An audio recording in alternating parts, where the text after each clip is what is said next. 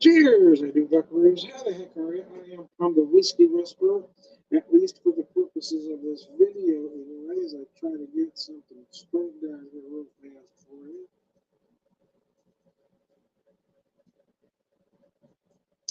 So I had an idea. Wife and I just got home actually a little bit ago. So I was going to do cocktails. We're full from dinner. So I thought, well, I'll wait a little bit. So it's been 30 minutes since we've been home.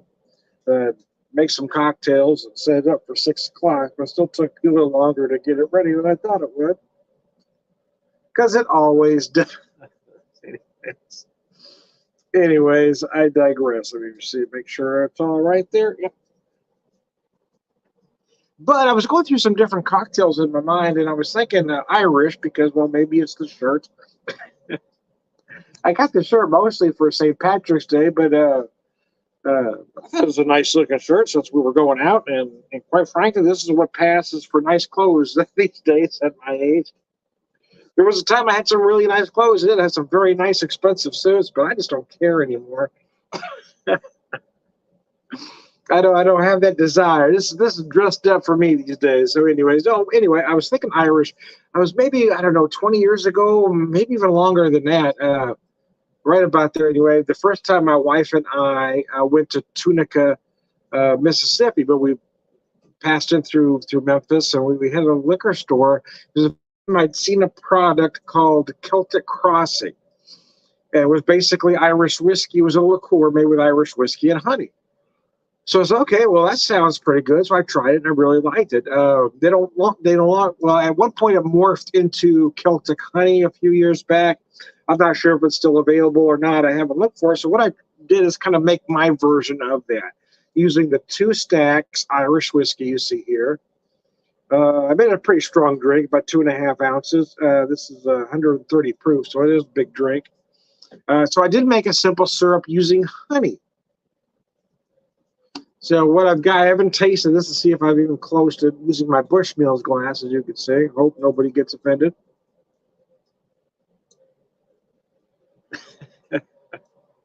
Only religious wars over whiskey in a glass. Anyway, it's lunch. I'll let you know.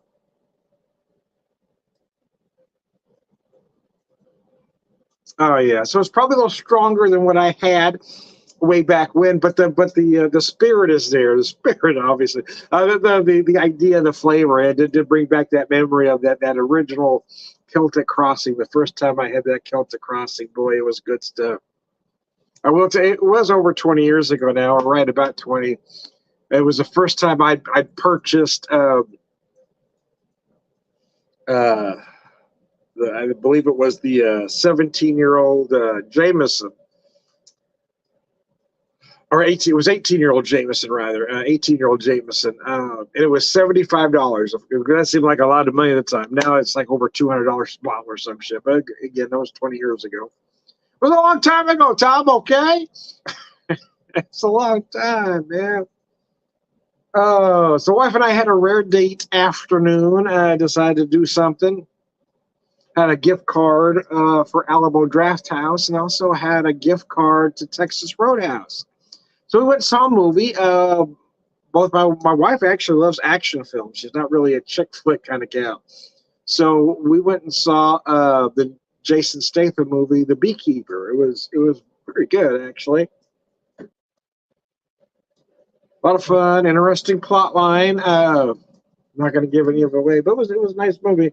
I don't know if it'll spawn sequels, but they set it up at the end where it could go further.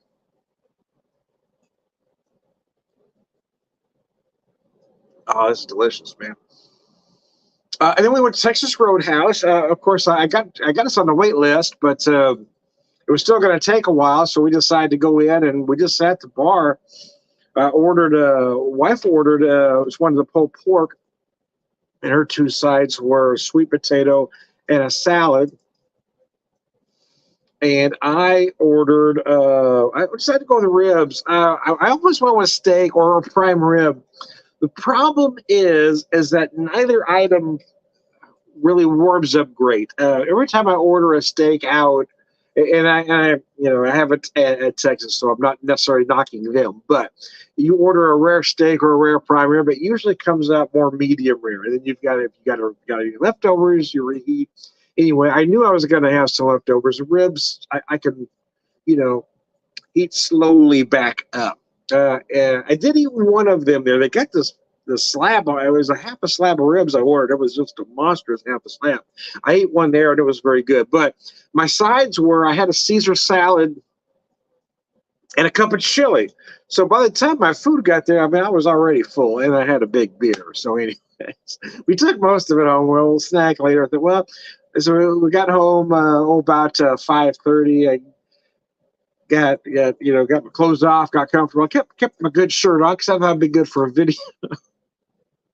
Anyways, I digress. We're gonna relax, have a couple cocktails with you. I was gonna do something different initially, but once I had that idea with the Irish theme, I decided to stay with it. So I made this again, kind of my version of using that original Celtic crossing as a template. And the second cocktail I've got for you here, I'll show you, is sort of a version of an old fashioned, an Irish old fashioned, if you will. So I use the Irish whiskey, uh, about 2.5 ounces again, 1 ounce of the same simple syrup. So it starts as basically the same thing. It's that same simple syrup, honey, a little bit of raw sugar, that honey simple syrup. And I use cherry bitters. I'm out of orange bitters. I'm gonna have to get to that. I haven't been to the liquor store in a while, so I've got to go get some orange bitters. But I'm always out of my cherry bitters too.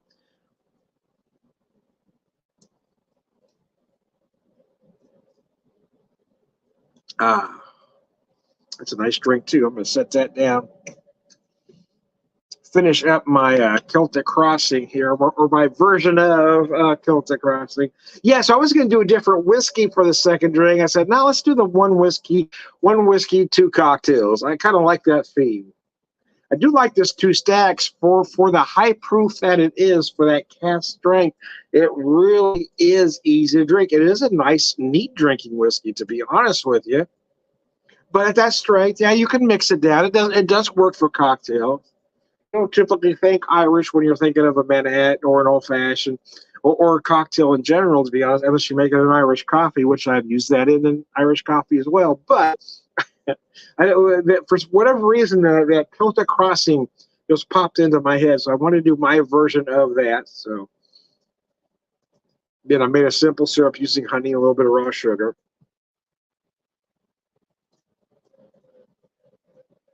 The chili isn't bad over there. See, I make my chili a little different. In all honesty, I don't use any tomatoes in it, and that might sound odd to some folks, but I don't. I want that flavor. I don't use a lot of chili powder either. I kind of make my own. I have my own thing going on. So when I order chili out, yeah, you can definitely taste the tomatoes and the chili powder, as opposed to what I typically use for mine.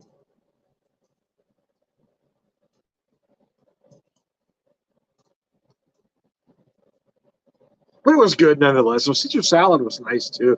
Hadn't had a Caesar in a while, and I really enjoy Caesar salad.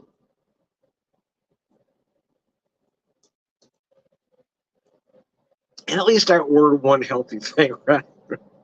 A slab of ribs was a monster though, but we were trying to catch uh, the two bartenders. They were just extremely busy. We were trying to catch them. Both knew we weren't going to be able to eat the meals. We were trying to catch them before the meal came out, see if we could just have it boxed up, but we couldn't get their attention. And they served it to us. So I think my wife took a couple bites of hers, and I ate one rib, and then we said, "No, we're done." As soon as I got their attention, I got two boxes over.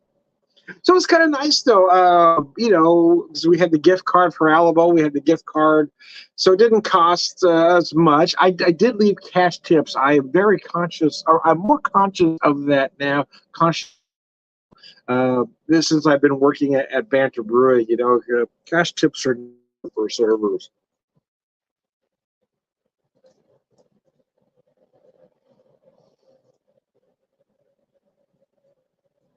And some employers are, I'm sure Texas Roadhouse isn't, but I know some employers are a little unscrupulous. So you give cash to the folks that hopefully I'm hoping they get it all. So,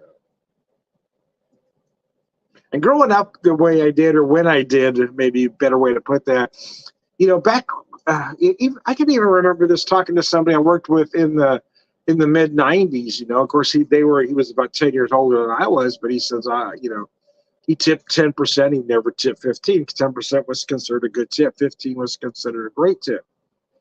But nowadays, 15 is barely considered a tip. 20 is just an average tip. 25 is a pretty good tip. Back in, growing up, 70s, 80s, and 90s, almost 25% was unheard of. So I've got to have to retrain how I think, right? And so I try to tip well, and I try to leave cash.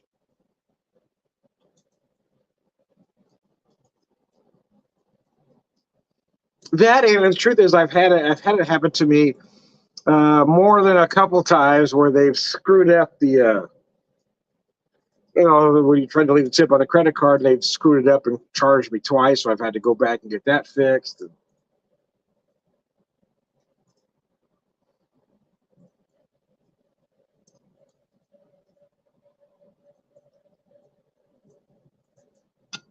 So if I'm paying with a card or a gift card, yeah, I always try to leave cash.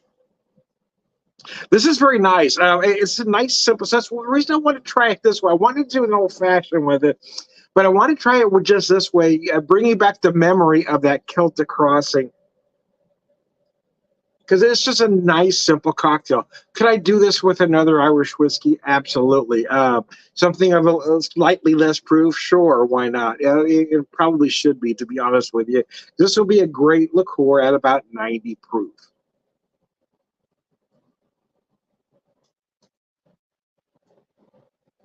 But nevertheless, like I said, that two stacks is rather easy to drink, so it's not hard to drink, but I know I've got a lot of alcohol.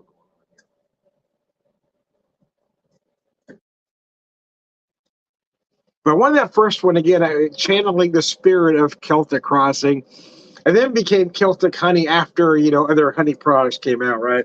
The Wild Turkey honey, Jim Beam, and everybody else and had a honey liqueur. Everybody forgot that Celtic crossing was really the first product of that type.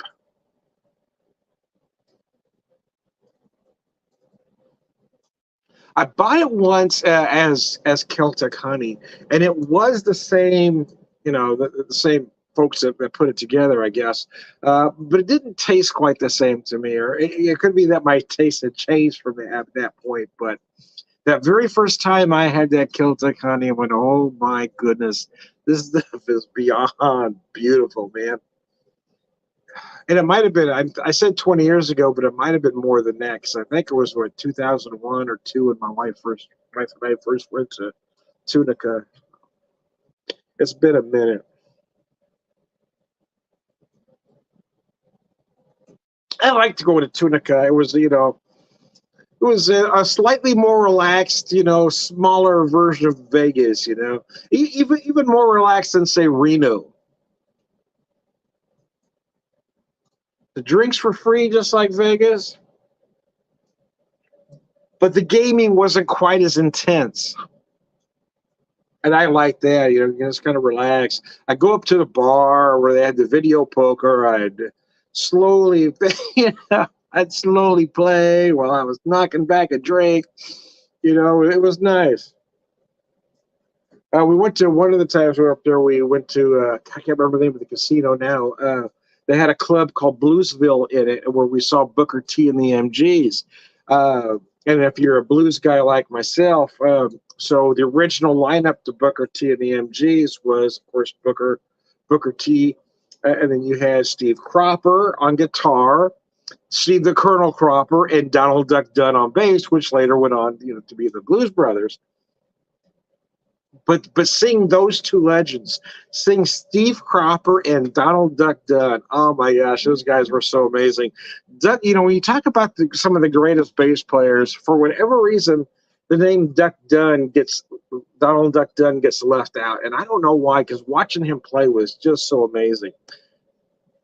And I've seen Billy Sheehan play. I've seen Jeff Berlin. I've seen some of the bass players. Uh, Donald Duck Dunn was clearly one of the best. Watching him play was just so amazing. He was, his fingers were going so fast. He just made it look so effortless, like he was just walking around the living room. And Steve the Colonel Cropper. I mean, what are you going to say about that? He was just a legend. That was the main reason I wanted to go, because I wanted to be able to see those two individuals at least one time. Of course, Donald Duck Dunn is no longer with us, but he was a legend, man. The man was a legend. Watching him play live, I know it wasn't. My wife went with me, and it wasn't quite the same for her. She doesn't have the same connection to those musicians as I did, but for me, watching them, it was just magical, man. It was just magical. Oh, biscuits. Let me polish this one off and get to drink number 2 before it warms up too much on me. I was going to leave one in the fridge or freezer to stay cold until I was ready, but I didn't, because I had to get a picture, and then I just start the video. Nevertheless, nevertheless.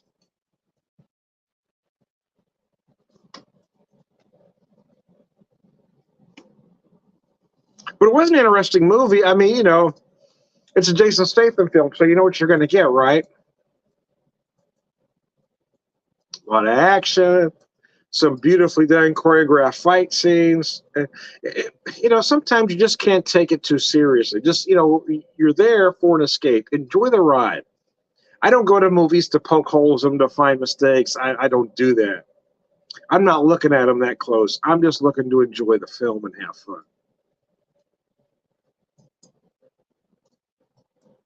And the plotline might have been a tad far-fetched, but quite frankly, with the state of our politics today, it's not as far out of the realm of possibility as you would like it to be. And I don't want to give it away what that was, but yeah, there's there are some bits of I don't know if reality is the right word, but there are some things you're going, that it might parallel what we've been seeing over the last couple of election cycles.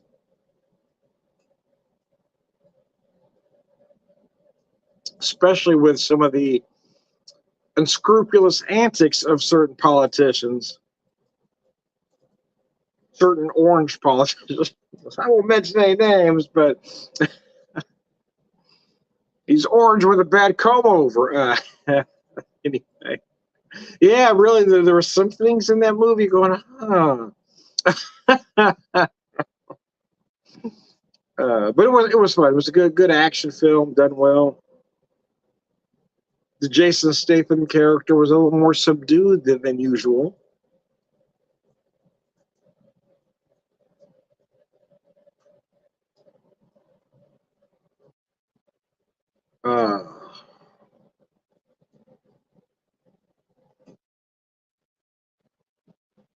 And the plot line, again, although it might have been a little bit out there, it's not as far out there as you'd really like it to be. You would think some of these things should be impossible, it could never happen, but you're thinking, it could happen. Anyway, I digress. Just so you know, I'm not really. I forgot to turn that down behind me. I usually remember to turn it down. I forgot to turn that snow down behind me. Turn down the howling wind. I'm not really in this little cabin behind me. I usually turn down the wind so it doesn't get on the video so much, but I forgot. I put together a playlist of various, just try to set a mood here, folks. I'm just trying to set a mood, man. Anyways, I digress. That first drink started to hit me now. Starting to feel some Irish now, baby. Oh, yeah. Yeah, I was so full. I couldn't have any more beer. I had almost a full beer during the movie, and I say almost a full beer because I ordered a Banter Plainview Pills, but I killed the keg, man. So I brought this beer, was missing about that much. We're the head dissipated. So we give you this, and You can order something else. Okay. But I never had anything else. That was enough beer for me. And then I had we were cold going into Texas Roadhouse, so I ordered a big beer. Quite frankly, I wish I'd ordered a small beer, but sometimes I'm like a kid ordering ice cream. I want the big sundae. Yeah, I gotta have the big beer. I gotta have that big beer, man. Yeah, but I was almost done with my dinner, and I still had about 3/4 of the beer left, so I really had to power it down. So I was so full. I said, well, got home, and by the time I got changed and sat down, it was about 5:30. I'm gonna set the video for 6, and I'll give my belly a little bit settled. We'll have some cocktails. That's not too, not too filling. But I still barely got in on time. Everything is just so slow, man. So I'm having a nice, and it's been a nice, relaxing Saturday. Even though you typically like, it seems like when I stay home and try to do nothing, I end up doing other things where I end up worrying too much. It was nice to, we forced ourselves to get out to go see the movie. In part because we had the gift card, and then go out to dinner again. In part because we had the gift card.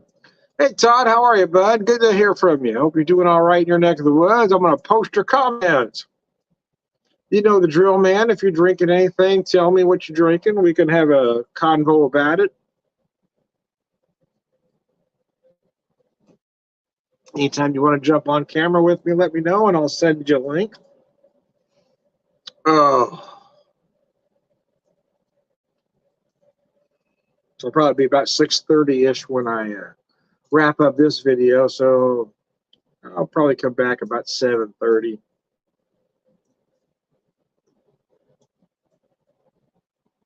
I think I'm going to have my wife fix us a cup of coffee. She said she was going to do it when we got home, but then she didn't. And then I had a drink, so it doesn't matter. But now, if she had that coffee ready, I could have been drinking the coffee before here. But I'll have the coffee after the cocktails. It'll work out just fine. Anyway, I digress. Just finished a peanut butter stout. From who? Who's peanut butter stout? Did you have different breweries available to you that I don't? So when I think peanut butter stout, Banter, the brewery I work for, it has one called Cluster Cup.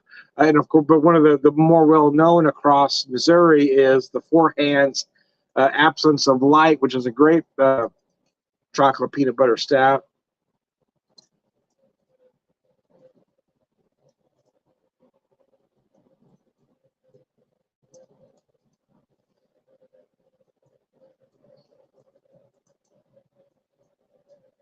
Mirror Twin, I'm not familiar with it. Okay, I have to look them up.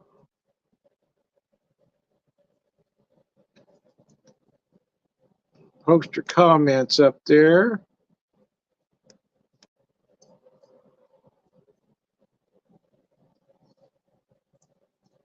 Oh.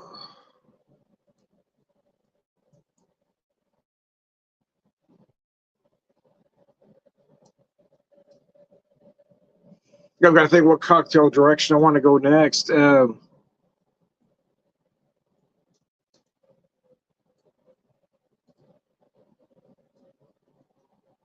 man, I do like this Two Stacks whiskey. Let me show you this whiskey. I haven't showed it for this particular cocktail.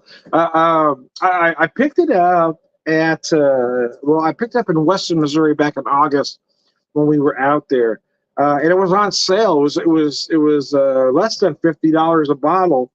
Believe it or not, for a cask strength. It's a unique blend of grain, malt, and pot still whiskey. It's 40% dark grain, 40% light grain, 8% pot still, 10% double malt, and 2% peated malt. It is a very, very interesting whiskey. And quite frankly, even at that proof, it probably ought to be drank neat, but I thought I would try it in these two particular cocktails, and it just comes out beautifully. So there you go. Out of Lexington. Okay, that's great to know.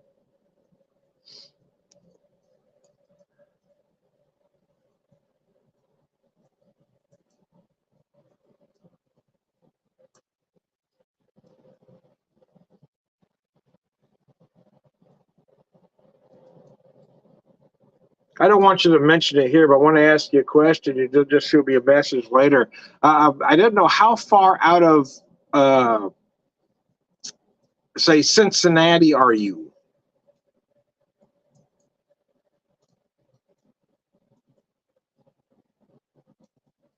I didn't know how close you all were. Because I know it's maybe, if I'm guessing right, it was about maybe an hour, hour and a half, but I can't remember. So get a chance, let me know. Anyways, I'm about to wrap this up. I am Tom, the Whiskey Whisperer, Whiskey Evangelist, prolific whiskey drinker, purveyor of wisdom, man. I'll probably be back later unless I get caught up watching a movie, but who knows, man. Who knows, man? Again, one more time, I feel like Tom, the Whiskey Whisperer, Whiskey Evangelist, prolific whiskey drinker, purveyor of wisdom, man.